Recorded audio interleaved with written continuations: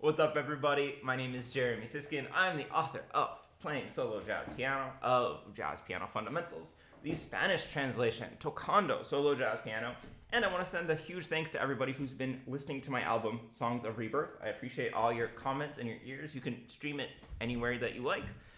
And today I wanted to give you what I kind of give my first lesson when people ask me about playing in odd meters. I don't know that I'm the greatest odd meter player in the world, but I can do it pretty comfortably. Let's play a little bit in 7 before we get started. So let's do Autumn Leaves, in 7.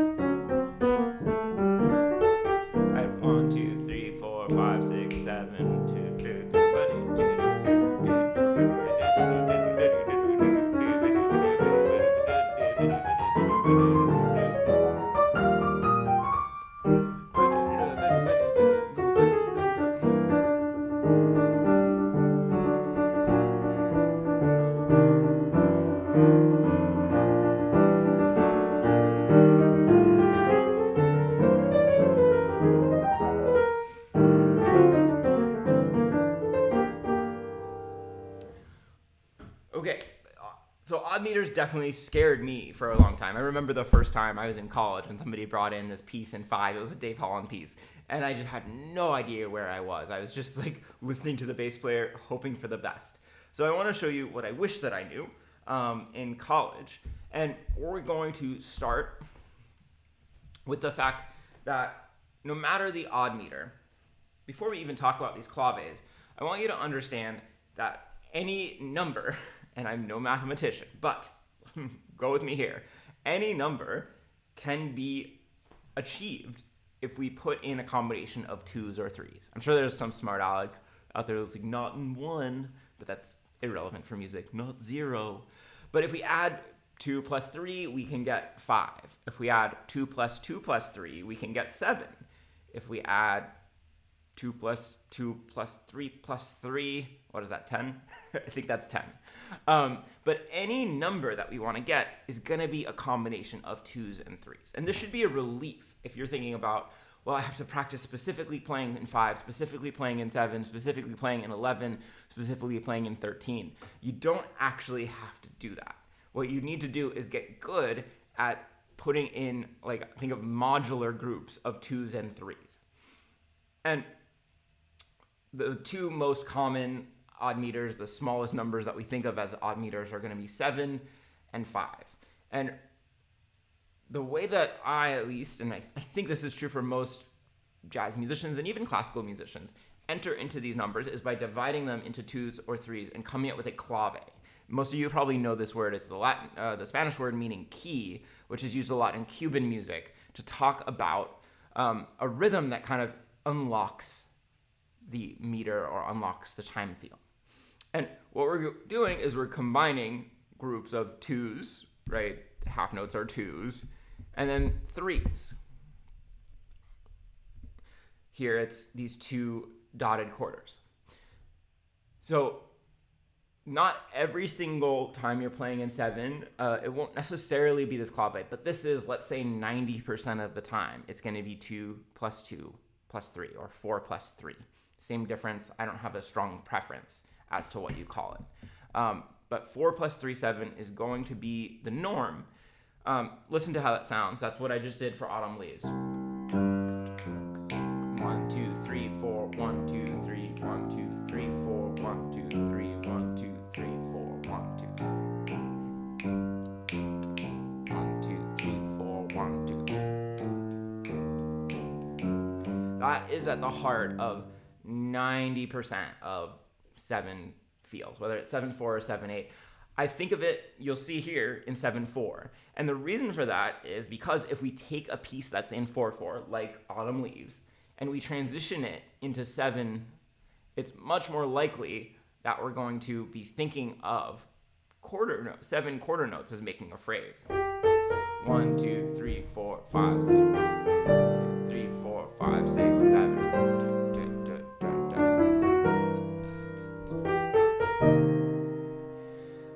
Then think of 1, 2, 3, 4, 5, 6.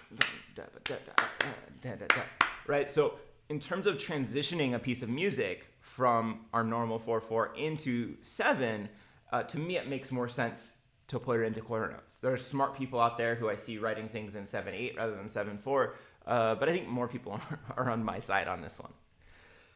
Why is it 2, 2, 3, 3? Because I think we like this feeling of accelerating back into the downbeat. This is what gives 7 kind of the cool feeling of forward momentum is donk, onk, onk,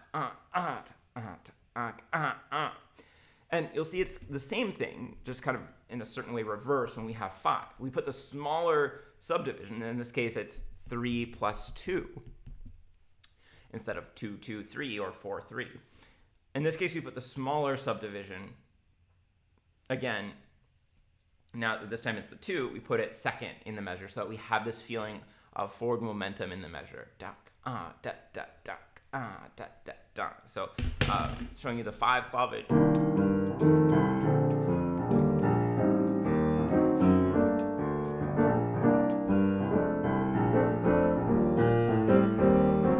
Right?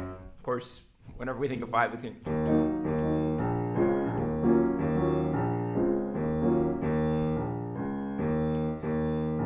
Right, and that's exactly the 5 clave in the bass.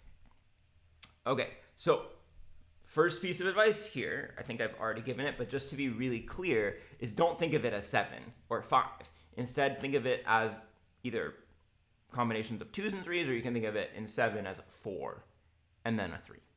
And you want to get really, really good at feeling this clave. If you're a pianist, I'm going to recommend that you practice keeping that clave mostly in the left hand. If you want to get fancy and practice it in the right hand, you're welcome to do that. If you're not a pianist, if you're another instrumentalist, I would recommend tapping your foot, or if you have a other preferred way to keep time in your body. As you're playing, make sure that you have that clave just going all the time. Of course, you don't have to play it yourself. And I think a lot of more and more advanced playing in odd meters is getting better and better at hiding and obscuring the clave. But you want to have it so deeply ingrained in your body that it's, just like feeling half notes in 4/4. So then the next thing is to play with the clave.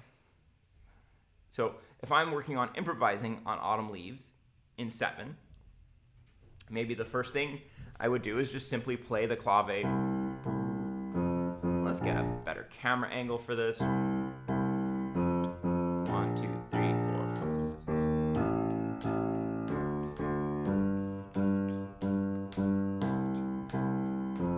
Get really comfortable doing this. And then I'm going to improvise against that in the right hand.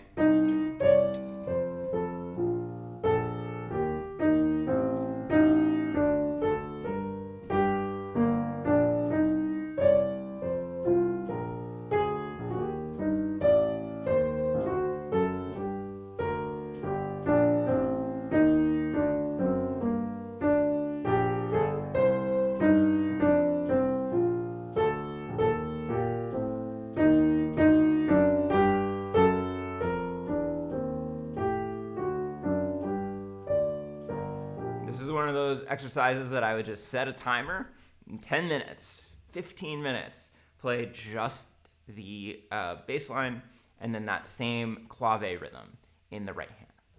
Then what you can start doing is you can say, okay, I know the first measure of, the first half is 4/4. So I'm going to practice some 4/4 rhythms that I know. So here I'm just filling in the first half note with 8 notes. Da da da da da da. Not the coolest rhythm ever.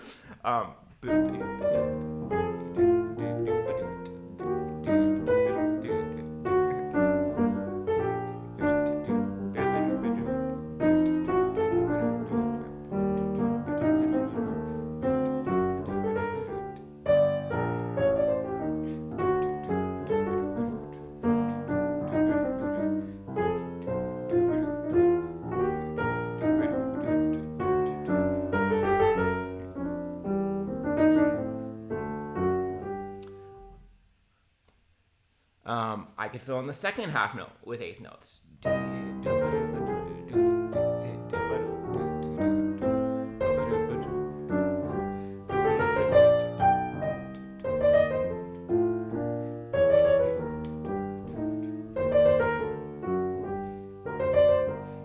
Etc.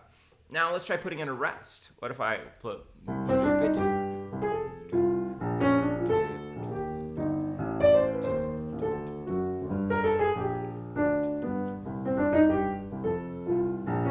So already I'm starting to obscure the clave a little bit.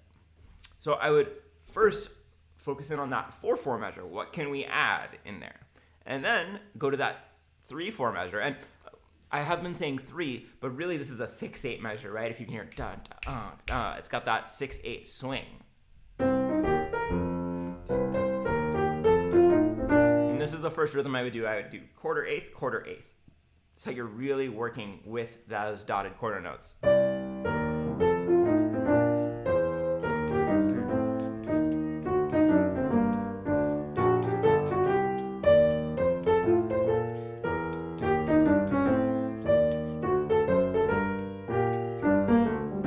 And the whole time you're practicing, everything's getting more deeply ingrained. Just this feeling of dot, dot, dot, dot, dot, dot, dot, dot, right? And then you can try filling one of the dotted quarters in with eighth notes.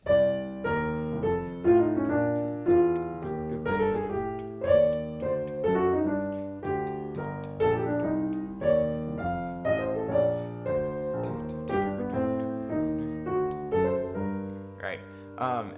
Now you can practice obscuring even more. You could go over the bar line.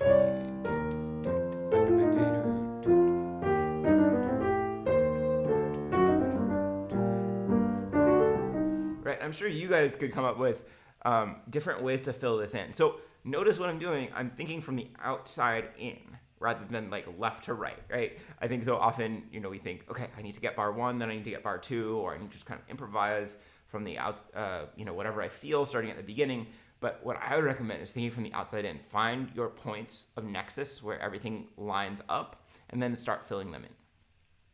Now, on the other hand, changing camera angles. Okay, so we found where they line up. We start opening up one measure at a time, either the measure of 4 or the measure of 3. And then we practice some, this is the next thing. We didn't do this yet.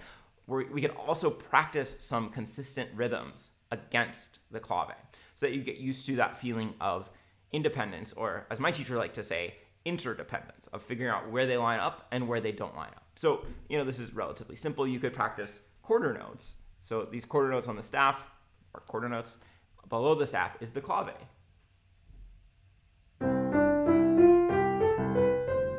This is pretty easy, I think.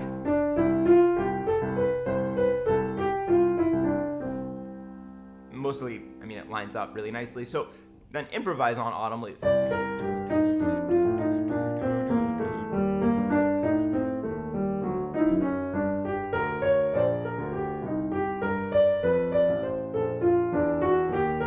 It takes a little while getting used to because we're so used to things happening in groups of 2, 4, or 8 that it's like, whoa, I missed one. It has a weird feeling at the beginning. Even weirder is practicing quarter notes, but on the offbeats. And this really throws people for a loop. Well, you'll see.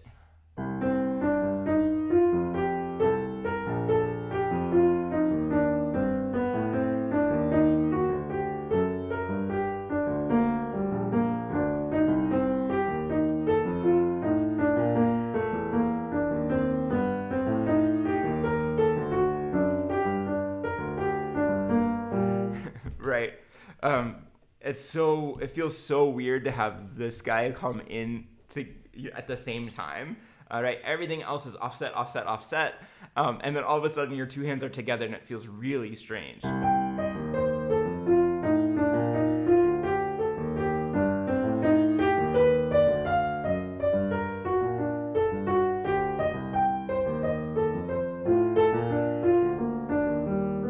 By the way, I by no means was born being able to do even this exercise. What I have done throughout my education career, I still do, is when there's something like this that's kind of tricky for me, I will write out 8 measures of it so that I can practice it with it there in front of me so I can see exactly what lines up. And then I will go back and I will attempt to improvise it once I've gotten the feel for it. A lot of this sort of coordination stuff is like riding a bike. You got to get the feeling for it. And then once you have that feeling, then you can go ahead and improvise it. Now, this last one is tricky and it's very key. If you ask drummers one thing, let's see if I can get this to work. Yeah, that works.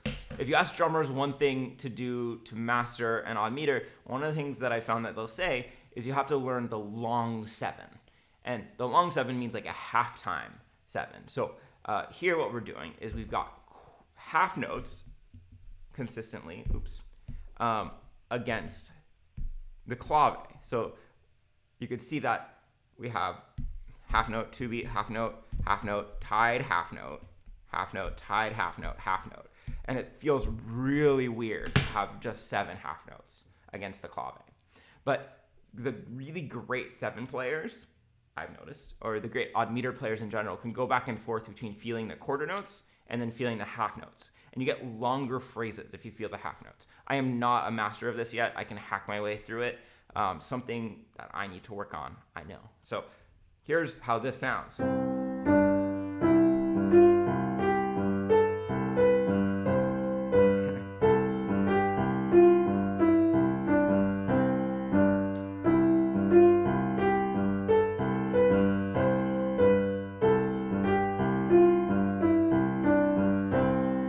So strange. It feels like it shouldn't line up and then it does. So if I'm trying to do that improvising wise, this might totally fail.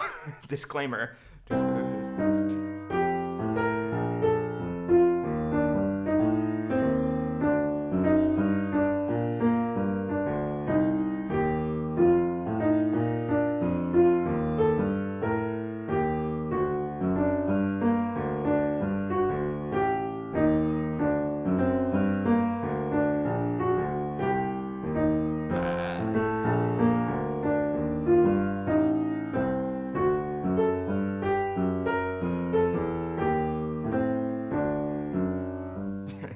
That's hard. That takes a lot of focus. So those are 3 rhythms that you could try. Quarter notes, not so hard. Offbeat quarter notes, a little harder. And those half notes are really tricky. But they'll do so much to get you really feeling deeply like you are in an odd meter. Okay, guys. That's it for now. If you like me and you like cool books about jazz, I would suggest playing solo jazz piano. If you're newer to jazz, Jazz Piano Fundamentals might be for you. If you're a Spanish speaker, you didn't understand this video, but you'd love the book, Tocando, Solo Jazz Piano. And I just encourage you, I don't want your money. I mean, I'll always take your money, but I really want you guys to listen to my album, Songs of Rebirth. It's on Spotify, Apple Music, anywhere you can find some music. Thanks a lot. See you soon.